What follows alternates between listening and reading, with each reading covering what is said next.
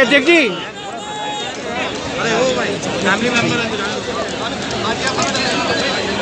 अध्यक्ष जी रामपुर से cycle rally शुरुआत करने का क्या उद्देश्य है रामपुर से अध्यक्ष जी?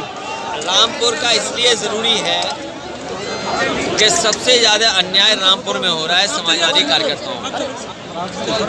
आदरणीय आजम खान साहब उनके तमाम सहयोगी साथियों पे न जाने कितने झूठे मुकदमे लगे हैं और वो आज हमारे बीच नहीं है।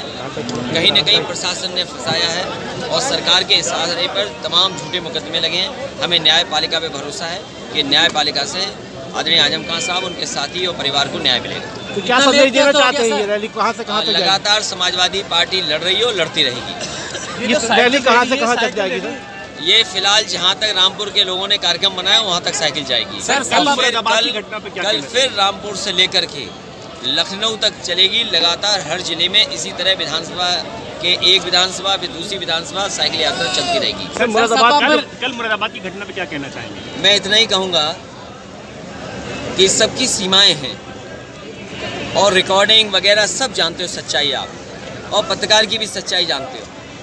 इसलिए कम से कम लोकतंत्र बचाने के लिए आप लोग भी आगे आए। सर सपा पर भी लगातार आरोप लगे हैं कि आजम खान वाले मामले में ज़्यादा बोले नहीं हैं। अगर पूरा रिवाइंड करके देखोगे तो केवल समाजवादी पार्टी ही बोली है, बाकी दोनों दल बीजेपी कांग्रेस उन्हें फंसाने में लगी है।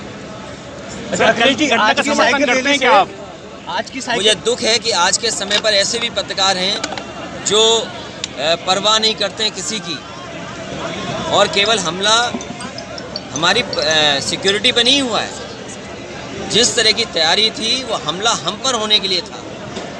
ये पत्रकार जरूर रहे होंगे लेकिन इनका इतिहास बताता है और सरकार का जो इनके साथ है वो ये बता रहा है कि हमला सीधा सीधा कहीं ना कहीं अपमानित कर दो, इसलिए हमला था। अखिलेश जी ये रैली अब आगे तक जाएगी तो इस तरह आप खड़े हो, आप तो नहीं जिद कर रहे हो। अब ये रैली आगे तक जाएगी। आप किसी को नहीं बुला रहे हो जिद करने के लिए, या हम जो बात कह रहे हैं और पहली बार तो नहीं कह रहे हैं, आपके बीच जाने कितनी बार बातचीत हुई है।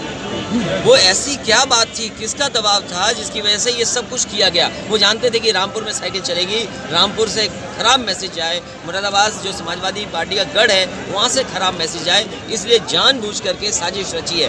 क्या आप बंगाल में नहीं देख रहे हैं ममता बनर्जी के साथ क्या हो रहा है?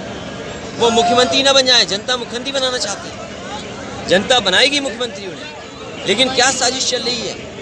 तो इसी तरह हमला समाजवादियों पे नहीं बल्कि पूरे के पूरी हम लोगों पर हमला था। तो आगे जो रैली जाएगी, आगे जो प्रशासन जांच इसलिए करे कि लिफ्ट की लाइट गई, लिफ्ट में हम फंसे रहे, आखिरकार लाइट क्यों गई और लिफ्ट में क्यों बंद रहे, और उसके बाद जिस तरीके का तमाशा हुआ या प्रेस ने जिस तरीके का, एक दो लोगों ने, सबने नहीं, एक दो लोग कहाँ से आए जो पूरे माहौल को बिगाड़ना चाहते थे। क्योंकि सिक्योरिटी हम पे भी है और प्रशासन को कम से कम ये बात साफ करनी चाहिए कि आखिरकार जिम्मेदारी किसकी थी, सिक्योरिटी होनी चाहिए वहाँ पर। सर लिफ्ट में कितने टाइम तक फंस रहे हैं? हाँ, कम से कम 5 मिनट। आगे रैली जाएगी तो इस तरह क्या संदेश देना चाहते हैं कई और जिलों में?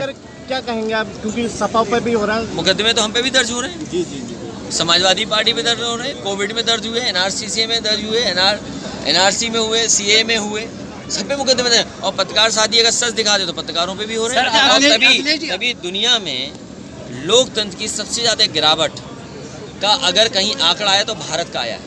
आप कुछ सच नहीं बोल सकते, सच बोलोगे जेल भेज दिए जाओगे, आप कोई आंदोलन करोगे तो जेल भेज दिए जाओगे। पॉलिटिकल लोगों पे सबसे ज़्यादा अन्याय, झूठे मुकदमे कहीं लग रहे हैं तो भारत में लग रहे हैं। इसीलिए तो डेमोक्रेसी के ग्राफ में आप नीचे जा रहे हैं। आप दुनिया में कैसे दिखाओगे कि भारत एक डेमोक्रेटिक कंट्री है? 2022 में ईवीएम पर क्या कहेंगे सर? खतरा है 2022 में नहीं, और इससे भी ज्यादा खतरा है, क्योंकि जैसे जैसे चुनाव करीब आएगा भारतीय जनता पार्टी और सरकार के लोग हमला कराएंगे।